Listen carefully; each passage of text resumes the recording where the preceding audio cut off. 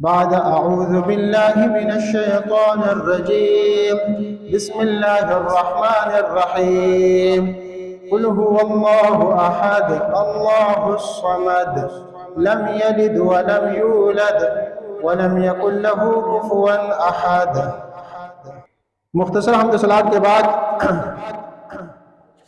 ذی وقار سامعین اکرام، اب اس سورۃ الاخلاص کا باقاعدہ ترجمہ و تفسیر بیان کریں گے، اور اگر وقت ملے تو انشاءاللہ سورۃ الفلق اور سورۃ الناس بھی بیان کریں گے، کیونکہ یہ قرآن مجید کی آخری سورتیں ہیں اور ان سورتوں کے فضائل بہت ہی زیادہ ہیں، اور تاکہ ہم یہ کثرت سے تلاوت کرنے والے بن جائیں، ہم ان لوگوں میں شامل ہو جائیں اللہ کے اپنے بندوں میں جو کثرت سے تلاوت کرتے ہیں اور کثرت کے ساتھ ان سورتوں کی تلاوت کرتے ہیں، تاکہ ان کے اجر و ثواب ہم حاصل کر سکیں۔ اس سورت میں اللہ رب العالمین نے فرمایا قل هو اللہ احد، اے نبی صلی اللہ علیہ وسلم فرما دیجئے کہ اللہ ایک ہے، یکتا ہے۔ اعتراض کرنے والوں کو بتا دیجئے کہ اللہ اکیلا ہے، اس کی ذات و صفات میں کوئی شریک نہیں ہے، وہی اکیلا رب ہے، وہی تنہا کائنات کا خالق ہے، مالک الملک ہے، نظام عالم کا مدبر و منتظم ہے۔ اللہ الصمد، اور اللہ بے نیاز معبود برحق ہے، وہ کسی کا محتاج نہیں اور سب اس کے در کے محتاج ہیں، اس کے در کے سوا کوئی در نہیں، وہ اپنے تمام صفات میں کامل ہے۔ اختیار کل کا مالک صرف ایک اللہ، قل هو اللہ احد، اور آپ سارے موحدین ہیں، اس پر اللہ رب العالمین کا شکر ادا کیجیے، ورنہ کہاں کہاں در در کے ٹوکرے پھرکاتے پھرتے ہیں۔ پشتو کے بہت ہی مشہور و معروف بزرگ گزرے ہیں عبد الرحمن بابا، وہ کہتے ہیں گورا حاصل کردگار بے رب زماں چھ صاحب دا کل اختیار دے رب زماں۔ کل اختیار کا مالک صرف ایک اللہ ہے، نظام کائنات میں کسی اور کا ذرا بھی اختیار نہیں، کن فیکون ذات صرف ایک اللہ ہے۔ یہ تو ہم اور آپ جانتے ہیں کہ ہمارے پاس قرآن و حدیث کی روشنی ہے، ورنہ باہر لوگوں سے پوچھیں، وہ کہیں گے فلاں کے پاس اولاد کے اختیارات ہیں، فلاں مزار میں جاؤ تو وہاں پہ کاروبار ٹھیک کرنے کے اختیارات اسے دے دیے گئے ہیں، فلاں بزرگ کے پاس جاؤ تو اس کے پاس بارش کے اختیارات ہیں، فلاں کے پاس سر درد کا علاج ہے، فلاں کے پاس یہ ہے، فلاں کے پاس یہ۔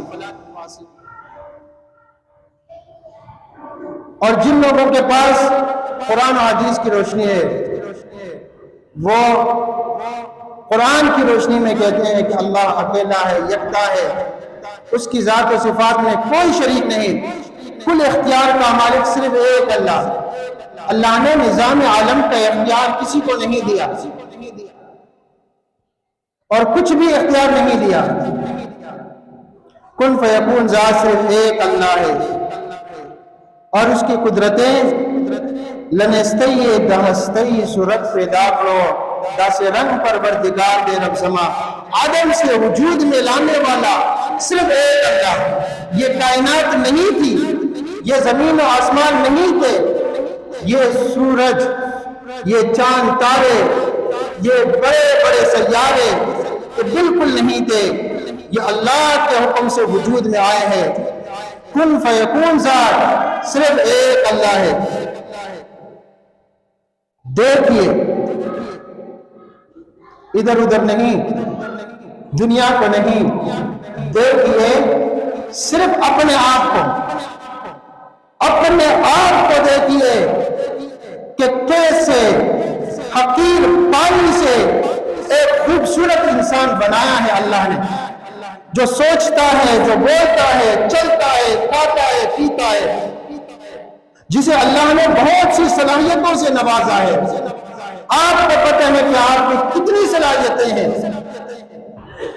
اور ایک حقیر پانی سے اللہ رب العالمین نے، ایک نطفے سے، ایک جرثومے سے اللہ نے اس انسان کو بنایا، اور اسی طرح بنجر زمین پر باران رحمت نازل فرما کر مردہ زمین زندہ فرمانے والا صرف ایک اللہ ہے، اور یہ عقیدہ پورے عالم میں پھیلانا ہے۔ اللہ نے فرمایا قل، کہہ دیجئے، سب کو سنا دیجئے، سب تک یہ عقیدہ پہنچا دیجئے، هو اللہ احد، وہ اللہ ایک ہے، اکیلا ہے، یکتا ہے، اس کا کوئی شریک نہیں، وہ تمام صفات و کمالات میں کامل ذات ہے، وہ ذات ہر ایک سے جدا ہے، وہ ذات ہر ایک سے جدا ہے اور ہر ایک کے ساتھ ہے، اس کی ایسی قدرتیں ہیں، عجیب قدرتیں، ہر ایک سے جدا اور ہر ایک کے ساتھ ایسی قدرتوں والا ذات۔ اور فرمایا لم یلد ولم یولد، نہ اس نے کسی کو جنا ہے اور نہ وہ جنا گیا، نہ اس کی کوئی اولاد ہے نہ وہ کسی کی اولاد ہے۔ دی وقار سامعین اکرام، یہ آیت مبارکہ عیسائیوں پر بھی رد ہے، اتنی کثیر تعداد میں اس دنیا میں ہے کہ جن کا یہ باطل عقیدہ ہے کہ عیسیٰ علیہ السلام نعوذ باللہ اللہ کے بیٹے ہیں۔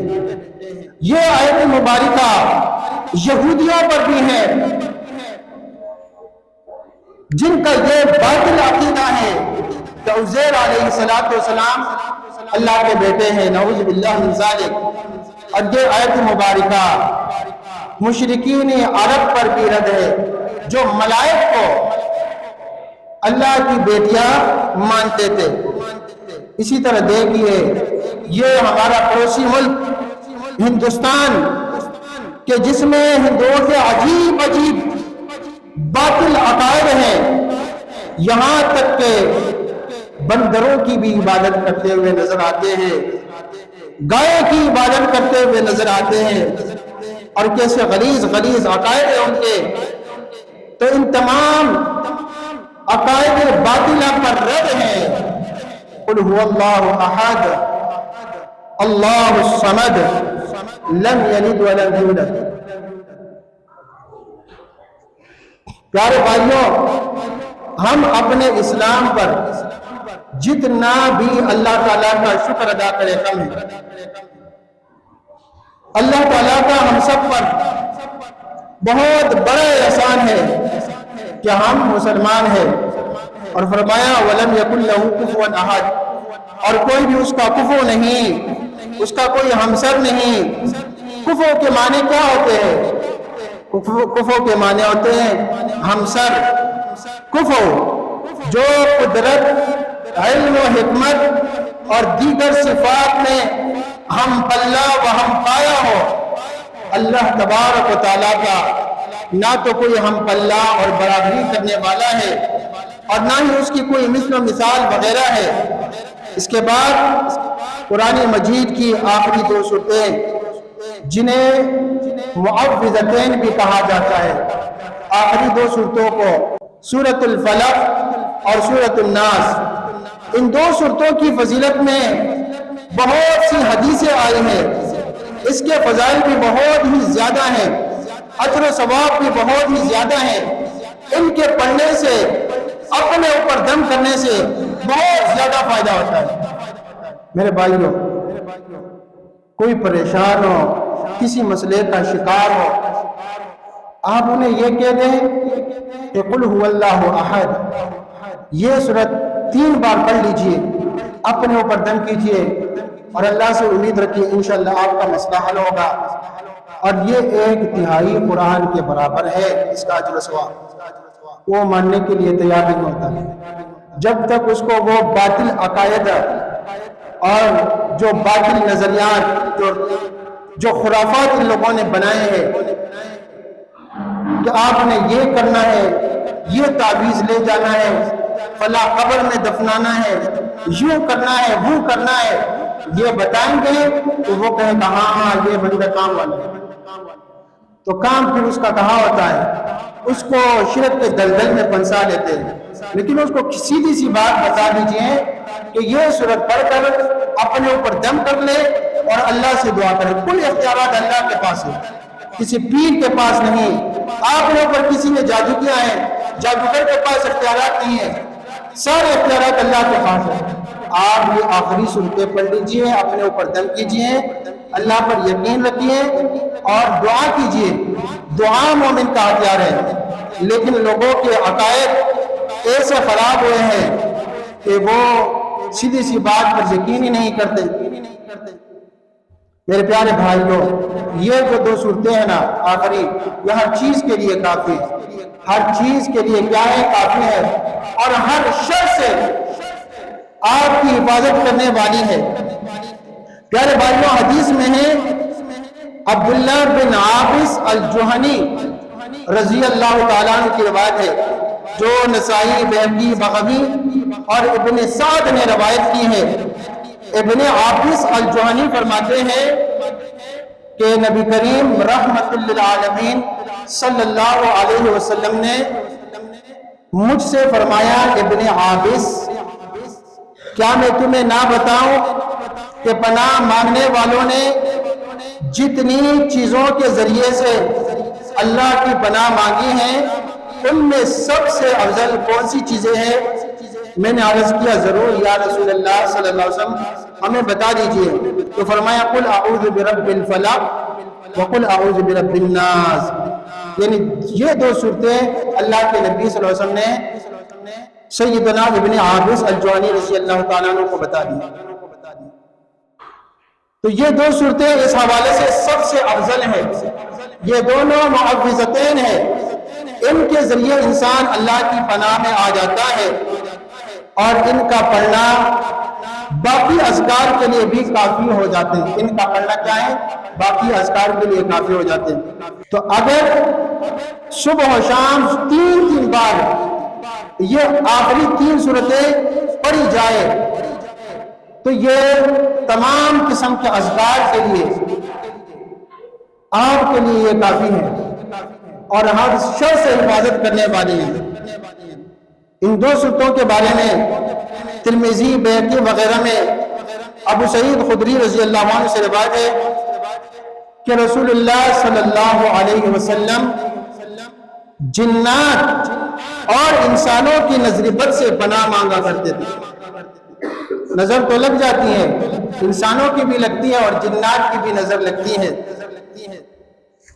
تو رسول اللہ صلی اللہ علیہ وسلم جنات اور انسانوں کی نظر بد سے پناہ مانگا کرتے تھے۔ جب یہ دو صورتیں نازل ہوئیں تو پھر یہ پڑھا کرتے تھے اور ان باقی اذکار کو رسول اللہ صلی اللہ علیہ وسلم نے چھوڑ دیا اس حوالے سے، تو ان کا پڑھنا اپنے اوپر لازم کر لیا۔ پیارے بھائیوں، انسان اس تلاش میں ہوتا ہے کہ اسے کوئی مختصر وظیفہ ہاتھ لگ جائے جو ہر چیز کے لیے کافی ہو، اور جسے ایک دو بار یا زیادہ سے زیادہ 3 بار پڑھنا بھی کافی ہو۔ تو اس حوالے سے یہ صورتیں بالکل کافی ہیں اور یہ صحیح حدیث سے ثابت ہے۔ اور وہ جو لوگ اذکار بتاتے ہیں غیر شریف، جو قرآن و حدیث سے ثابت بھی نہ ہو، بعض دفعہ اور کیا کیا بتاتے ہیں کہ آپ نے یہ پڑھنا ہے 1,00,000 دفعہ، بعض کو کہتے ہیں آپ نے 70,000 بار پڑھنا ہے۔ تو آپ اللہ کا شکر ادا کیجئے کہ اللہ تعالیٰ نے آپ کو ایسا عقیدہ دیا ہے کہ آپ وہ بات مانتے ہیں جو قرآن و حدیث سے ثابت ہے۔ اب ایک ہی وظیفہ اور ورد ہو، آپ روزانہ 1,00,000 بار پڑھیں گے تو آپ نے دنیا کے اور بھی کام کرنے ہوتے ہیں، لیکن وہ جو مشرکین ہیں، بدبخت ہے اور قسم قسم کی گمراہیوں میں مبتلا ہے، وہ انہی چیزوں میں لگے ہوئے. تو ہمارے لیے یہ صورتیں کافی ہیں. 3 بار پڑھ لیا یہ ہمارے لیے کافی ہے الحمدللہ. ایک صوفی کو ایک پیر نے وظیفہ دیا کہ آپ نے یہ روزانہ 70,000 دفعہ پڑھنا ہے اور 70,000 دفعہ پڑھنا ہے اور اس دوران آپ نے کسی سے بات بھی نہیں کرنی. اچھا یہ بندہ گھر سے نکلا, پہلے تو ماننے کے لیے تیار نہیں تھا کہ یہ بہت ہی مشکل کام ہے, لیکن پھر اس نے کہا چلو ٹھیک ہے میں ٹرائی کر لیتا ہوں. اب پڑھنے لگا, پڑھ رہا ہے, ورد کر رہا ہے. اس نے آگے جانا ہے سفر پہ, راستے میں ایک دریا ہے, پانی ہے, آبی گزرگاہ ہے. اب اس بندے کا تو روز کا معمول ہے وہاں سے آنا جانا. اس کو پتہ ہے کہ گزر کہاں ہے, جس کو ہم پشتو میں گزر کہتے ہیں, جو آبی گزرگاہ ہوتا ہے یعنی پانی میں ایک راستہ. اب اس کو پتہ ہے کہ گزر کہاں ہے, لیکن اس سے پہلے ایک بندہ ہے جو اس سے تھوڑا آگے ہے, اس کو پتہ نہیں کہ گزرگاہ کہاں ہے, راستہ کون سا ہے. اب یہ اس سے آگے ہے اور اس بیچارے وہ ہے مسافر, وہ اس علاقے کا رہنے والا نہیں. اب یہ صوفی صاحب اپنے ذکر میں ورد میں لگا ہوا ہے. وہ بندہ اس جگہ پہ اترتا ہے جو بہت ہی گہرا ہے اور جہاں پہ ڈوبنے کا خطرہ ہے. اب یہ بندہ پریشان ہے, کیا کروں. پیر نے بتایا کہ اس دوران آپ نے کسی سے بات نہیں کرنی. حالانکہ اگر ایک شخص کا قتل ہو رہا ہو اور ایک شخص کی جان کو خطرہ ہو تو آپ نماز توڑ کر بچائیں گے تب بھی آپ کو ثواب ملے گا. لیکن پیر نے بتایا کہ یہ اذکار آپ نے مکمل کرنے اتنے ہزار بار, اس دوران کسی سے بات نہیں کرنی. اب یہ اس سے اشارے سے کناروں سے بہت بتاتا ہے کہ بھائی وہ گزر نہیں ہے, لیکن وہ کیسے سنتا ہے, اس کو تو آواز چاہیے اور اب یہ آواز نہیں دے سکتا. بندہ اس گہرائی میں اتر گیا اور ڈوب گیا اور یہ صوفی اپنے ذکر میں لگا. اب اس نے یہ جو اپنا ذکر مکمل کر لیا, اب پریشان بھی ہے, ذکر تو میں نے مکمل کر لیا, لیکن میں نے دیکھا کہ میرے آنکھوں کے سامنے ایک مسافر شخص اس دریا میں ڈوبا ہے اور مجھے پتہ تھا کہ گزر کون سا ہے, اس بیچارے کو تو پتہ نہیں تھا. اب کیا ہوگا. ایک عالم کو بتایا ہوا کہ اس نے کہا آپ نے اس کا قتل کیا. پہلی بات تو یہ ہے کہ جو ذکر جو اذکار آپ پڑھ رہے ہو یہ مجھے قرآن و حدیث میں دکھاؤ. قرآن و حدیث میں تو نہیں ہے یہ کلمات جو آپ پڑھ رہے ہو. اور پھر قرآن و حدیث سے جو اذکار ثابت ہے وہ زیادہ سے زیادہ 100 دفعہ ہے, اور اس میں بھی یہ پابندی نہیں کہ آپ نے پڑھنا شروع کر دیا ہے تو اب آپ نے کسی سے بات نہیں کرنی. کسی کے جان کو خطرہ ہو تو آپ نے اس کی جان جو ہے بچانا نہیں ہے, اس طرح تو نہیں ہے. تو میرے بھائیوں یہ جو 2 صورتیں ہیں ہر چیز کے شر کے لیے کافی ہیں. انشاءاللہ العزیز ان کا ترجمہ اور مختصر تفصیل آئندہ کبھی موقع ملے, زندگی باقی رہے تو ضرور بیان کریں گے. اللہ رب العالمین ہمیں دین حق کا سمجھنا اور دین حق پر عمل کرنے کی توفیق عطا فرمائے اور ہمیں بدعات و خرافات سے, شرکیات سے, گمراہیوں سے, اندھیروں سے بچائے. آمین.